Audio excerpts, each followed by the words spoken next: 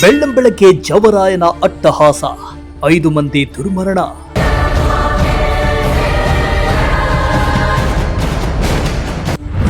ಕರುಳು ಹಿಂಡುತ್ತಿವೆ ಅಪಘಾತದಲ್ಲಿ ಮೃತರಾದವರ ಕಥೆ.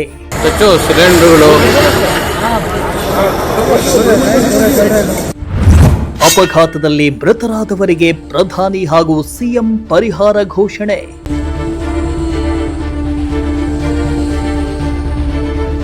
ಕ್ರಿಸ್ಮಸ್ ಸಂಭ್ರಮ ಹಾಗೂ ಹೊಸ ವರ್ಷಕ್ಕೆ ತಯಾರು ಮಾಡಿಕೊಳ್ಳುತ್ತಿದ್ದ ವೇಳೆ ಚಿತ್ರದುರ್ಗ ಜಿಲ್ಲೆ ಹಿರಿಯೂರು ತಾಲೂಕಿನ ಗೊರ್ಲತ್ತು ಕ್ರಾಸ್ ಬಳಿ ಖಾಸಗಿ ಸ್ಲೀಪರ್ ಕೋಚ್ ಹಾಗೂ ಕಂಟೈನರ್ ಲಾರಿ ನಡುವೆ ಭೀಕರ ಅಪಘಾತ ಸಂಭವಿಸಿದ್ದು, ನೋಡುತ್ತಿದ್ದಂತೆ ಸ್ಲೀಪರ್ ಬಸ್ ಹೊತ್ತಿ ಉರಿದಿದೆ.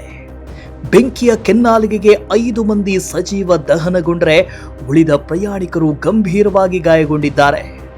ಇನ್ನು ಸ್ಲೀಪರ್ ಬಸ್ನ ಡ್ರೈವರ್ ಅಂಡ್ ಕಂಡಕ್ಟರ್ ಬಸ್ನಿಂದ ಜಿಗಿದು ಪ್ರಾಣ ಉಳಿಸಿಕೊಂಡ್ರೆ, ಕಂಟೈನರ್ ಲಾರಿ ಚಾಲಕ ಕುಲದೀಪ್ ಮಾತ್ರ ದುರಂತದಲ್ಲಿ ಸಾವನ್ನಪ್ಪಿದ್ದಾರೆ. ಇನ್ನು ಪತ್ತೆ ಹಚ್ಚಲು ಆಗದಂತಹ ಸ್ಥಿತಿಯಲ್ಲಿ ಪ್ರಯಾಣಿಕರು ಸಜೀವ ದಹನಗೊಂಡಿದ್ರು. ರಸ್ತೆಯಲ್ಲಿ ಬಿದ್ದಿದ್ದ ಮೂಳೆಗಳನ್ನು ಕೂಡ ಅಗ್ನಿಶಾಮಕ ಸಿಬ್ಬಂದಿ ಹುಡುಕಾಡಿ ಪರೀಕ್ಷೆಗೆ ಕಳುಹಿಸಿಕೊಟ್ಟಿದ್ದಾರೆ.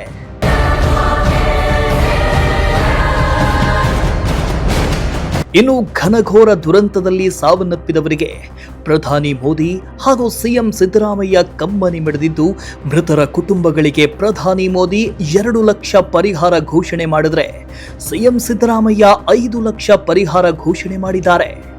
ಅಲ್ಲದೆ ದುರಂತದ ತನಿಖೆಗೆ ಸಿಎಂ ಸಿದ್ದರಾಮಯ್ಯ ಆದೇಶ ನೀಡಿದ್ರು. ಇತ ಅಪಘಾತದ ದುರಂತದಲ್ಲಿ ಹೆಚ್ಚು ಮಂದಿ ಗೋಕರ್ಣ ಮಂದಿಯೇ ಸಾವನ್ನಪ್ಪಿದ್ದು, ಒಬ್ಬೊಬ್ಬರದ್ದು ಒಂದೊಂದು ಕರುಣಾಜನಕ ಕಥೆ.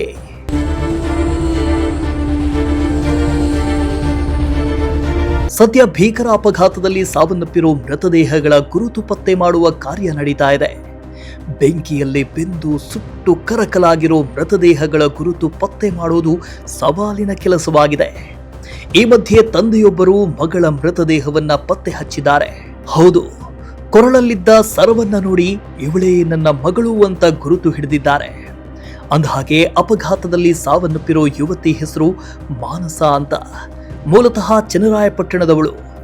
ಈಕೆಗೆ ಮದುವೆ ನಿಶ್ಚಯ ಆಗಿದ್ದು, ಮದುವೆ ಮಾಡಿಕೊಂಡು ಗಂಡನ ಮನೆ ಸೇರಬೇಕಾದ ಮಾನಸ ಸಾವಿನ ಮನೆ ಸೇರಿದ್ದು ಮಾತ್ರ ಘನಘೋರ ದುರಂತ.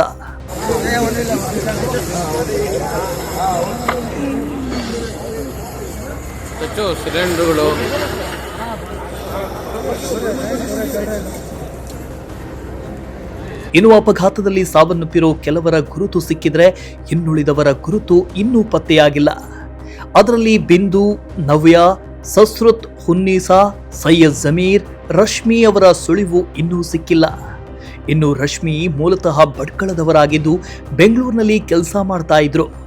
ಕ್ರಿಸ್ಮಸ್ ಹಿನ್ನೆಲೆ ಸೋಮವಾರದವರೆಗೂ ರಜೆ ಹಾಕಿ ಊರಿಗೆ ಹೋಗ್ತಾ ಇದ್ರು. ತನ್ನ 2 ಸ್ನೇಹಿತೆಯರ ಜೊತೆ ಗೋಕರ್ಣಕ್ಕೆ ಹೋಗ್ತಾ ಇದ್ರು ಎನ್ನಲಾಗಿದೆ. ಇನ್ನು ರಶ್ಮಿ ಜೊತೆ ಇದ್ದ 2 ಸ್ನೇಹಿತೆಯರು ಸೇಫ್ ಆಗಿದ್ದು, ರಶ್ಮಿಯವರ ಸುಳಿವು ಮಾತ್ರ ಇನ್ನೂ ಸಿಕ್ಕಿಲ್ಲ.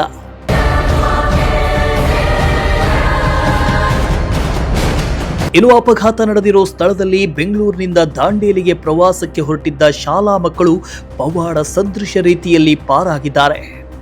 ಅದೇನೇ ಆಗಲಿ, ಜವರಾಯನ ಅಟ್ಟಹಾಸಕ್ಕೆ 5 ಮಂದಿ ಉಸಿರು ನಿಲ್ಲಿಸಿದ್ದು, ಕುಟುಂಬಸ್ಥರ ಆಕ್ರಂದನ ಮಾತ್ರ ಮುಗಿಲು ಮುಟ್ಟಿತ್ತು. Bureau report, Prajashakti TV, Tumakuru.